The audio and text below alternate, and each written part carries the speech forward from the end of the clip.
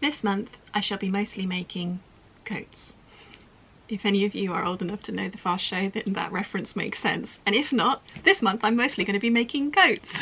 Sorry, I make myself laugh if nothing else. So I have quite a few different fabrics around and about me to show you. Some of them are for me, some of them are for Mum. Mum and I are going to be embarking on the coat making class from Craftsy. It's the Vogue 9040. We've been meaning to do this for quite a while now actually. I bought Mum and I this fabric, I think 3 years ago, if not 4 years ago, from Montreux Fabrics. It's a polyester coating, but it is the softest thing. It feels like cashmere. It is absolutely beautiful.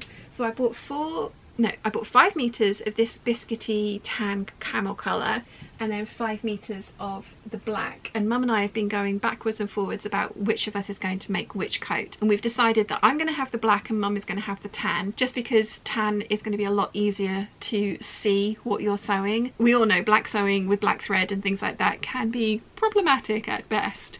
So we are going to be making the Vogue 9040 coat with the Craftsy class. It's going to be making a muslin. We're going to be sorting out the fit issues, working through the Craftsy class, and fingers crossed hopefully ending up with View E from this pattern.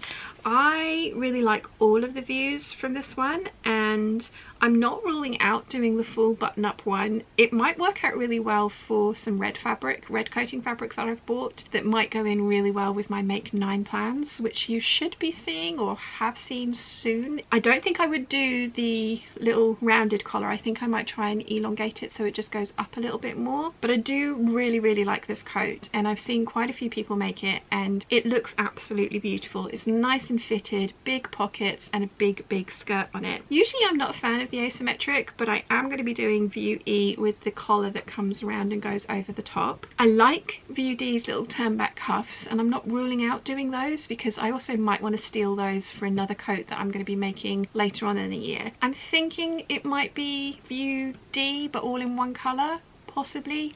We shall see. I'm not 100% sure yet, but I'm really looking forward to this, and I have some really lovely fabric to line it with. It is this absolutely bonkers and crazy satin lining that I got from Lithuania. It has lots of hot air balloons on it, but the hot air balloons are holding up like whales and pigs, and it's just there's an elephant. I think that's an elephant. It's just it's crazy. It is absolutely crazy. Now I have 5 meters of this. The very lovely Duvalet from Lithuania showed me a picture of this and sent me this lining, and I think it's absolutely gorgeous. It was going to go in a different coat, but I've got a different lining for that coat fabric, which you'll be seeing in a second. So I'm going to go use this hot air balloons with the black. I like the idea of the light blue and the black, and then I probably will tie in the lining by doing some flat piping in maybe this bright purple colour, just sort of like to tie the two together. I really like flat piping on coat facings as a finish with the extra pop of colour. It just looks really pretty. Mum has this satin paisley lining, which is kind of, I think it's actually black.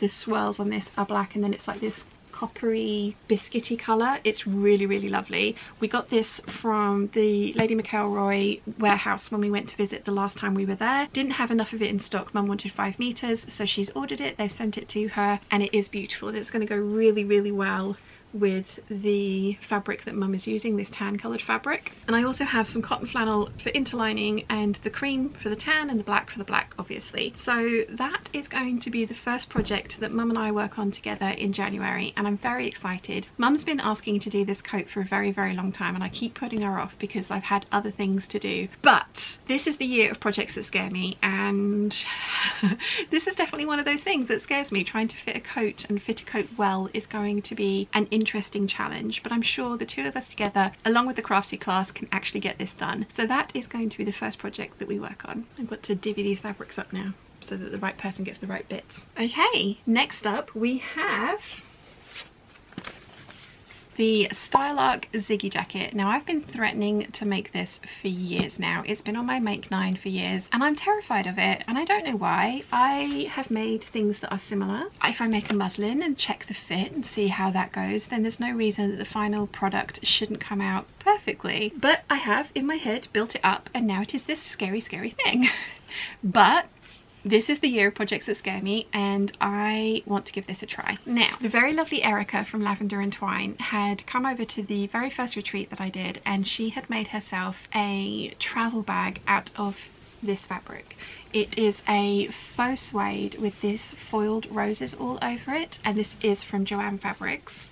I think I've got that right. I think it's from Joanne's, not McCalls. I absolutely fell in love with her bag and just was like, oh, that is beautiful. I need some of that. Erica very kindly went to Joanne's, found the last of it from her local Joanne's. I'm pretty sure it's Joanne's. Bought it for me and sent it over. I sent her the money, she sent me the fabric. I've been hoarding it ever since. This is me we're talking about. So making a moto style jacket out of something regular and normal, just, you know, I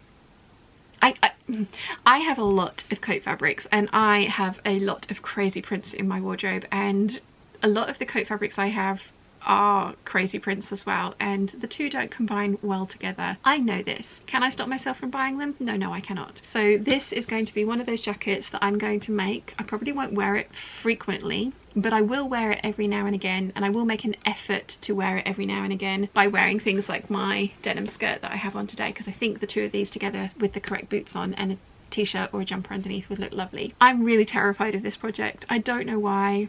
Like I say, there is a sew along for it. I've heard Style Arc patterns are minimal instruction wise at best, and there's a blog sew along for this jacket. I know Whitney from Tomcat Stitchery has made this jacket up. There is lots of resources out there. I'm sure I can do this. I can put my big girl pants on and I can do this, but it is definitely on my list of projects that scare me. I did a hangout with the Peeps late part of last year, going through all my different coat fabrics and what I had planned to do with them, thinking that would give me some motivation to actually get these fabrics out and get them done. It has, and whilst we were doing that, we were pairing up outers and linings. So I'm going to use this, I think it's a satin. It was from a friend of my mum's stash. They are slightly different colours. This one is a warmer grey and this one is a cooler grey. I don't care. I might do the same thing, the flat piping thing, if that is a possibility, between the lining and the outer fabric facing. Probably like a navy blue would look really nice, and it might help separate the fact that this is warmer and this is cooler, but I think it's going to look really, really lovely. I still need to order zips. I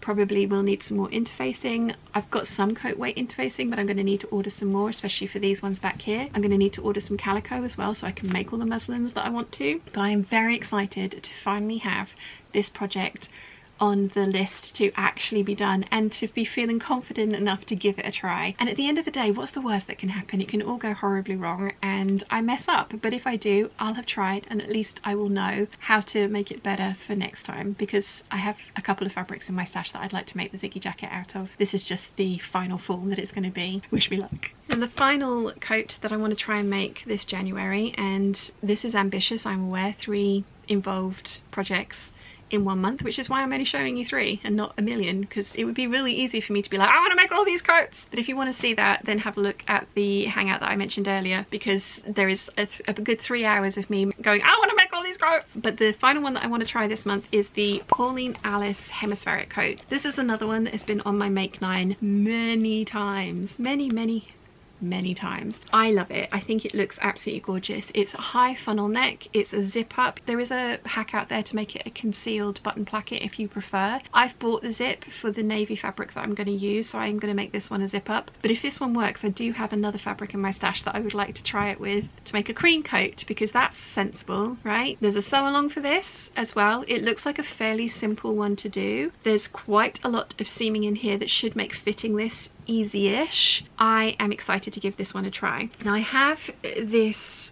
wool coating fabric from Lady McElroy. It is a very dark navy. It's called Southwark.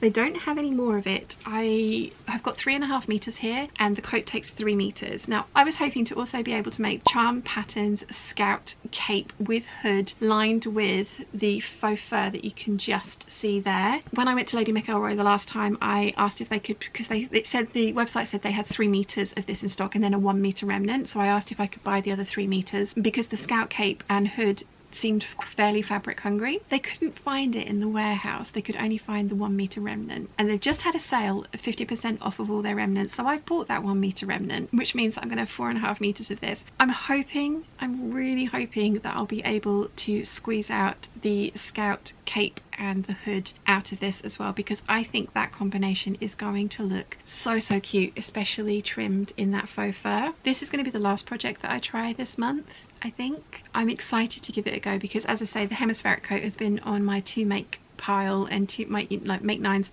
for years now, for many years, and I finally feel confident enough that I should be able to do this justice and make a coat that ends up being gorgeous.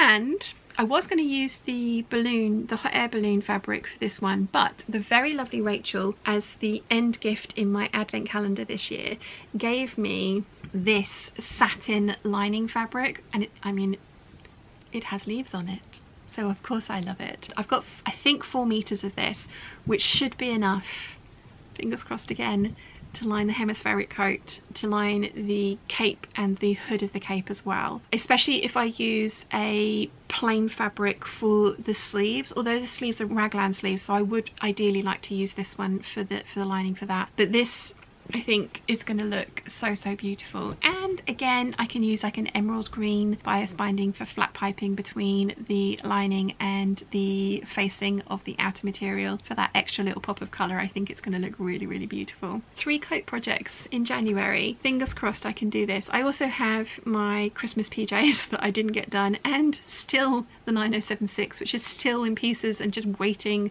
to be sewn up and made into a dress and a sew along for you guys, and it will happen. I'm just putting out there, it will happen. The more positively I think and talk about this, the more likely that it is going to happen. I also have a couple of pieces of fabric in the foliage stash and also the roses stash to make a 7319 dress out of, which will be really nice palette cleansers between these really big projects, I think, because whilst it's a more involved knit project, it's still one that I can cut out, get sewn up and finish in a day. I'm thinking maybe those 2 things might get thrown in there, as I say, for some palette cleansers between these giant projects. I need to sit down now and work out exactly what I need to buy to finish these projects off. I'm going to need some coat weight interfacing, calico for muslins, probably, oh, definitely some zips for the Ziggi Jacket, the right colour bias binding. Just make sure that I don't end up in a panic situation where I want to finish the thing and I don't have like the right zip. Ride your bomber jacket, I'm looking at you. Let me know in the comment section down below which one you're looking forward to seeing. Have you made any of these patterns? Do you have any tips and tricks for me? Because I would love to know what your experience with these patterns has been like. If you've enjoyed hearing what I'm planning to make this month, you might enjoy this video here.